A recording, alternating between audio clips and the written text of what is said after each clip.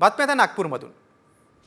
छत्रपती शिवाजी महाराजांबाबत वादग्रस्त विधान करणाऱ्या प्रशांत कोरटकरचा मोबाईल आणि सिम सायबर पोलिसांकडे आता जमा करण्यात आलेले आहे। कोर्टाच्या आदेशानुसार कोरटकरची पत्नी पल्लवी कोरटकर यांनी हा मोबाईल नागपूर सायबर पोलिसांमध्ये दिलेला आहे।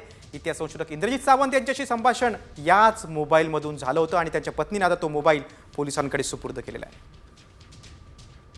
पोलिसांकडे हा मोबाईल जमा केला होता। कोर्टाच्या आदेशानुसार मोबाईल आणि सिम आता हे कोल्हापूर पोलिसांकडे सुपूर्द केलं जाईल। बातम्या त्या नागपूरमधून। छत्रपती शिवाजी महाराजांबाबत वादग्रस्त विधान करणाऱ्या प्रशांत कोरटकरचा मोबाईल आणि सिम सायबर पोलिसांकडे आता जमा करण्यात आलेले आहे। कोर्टाच्या आदेशानुसार कोरटकरची पत्नी पल्लवी कोरटकर यांनी हा मोबाईल नागपूर सायबर पोलिसांमध्ये दिलेला आहे। इतिहास संशोधक इंद्रजित सावंत यांच्याशी संभाषण याच मोबाईलमधून झालं होतं आणि त्यांच्या पत्नीने आता तो मोबाईल पोलिसांकडे सुपूर्द केलेला आहे।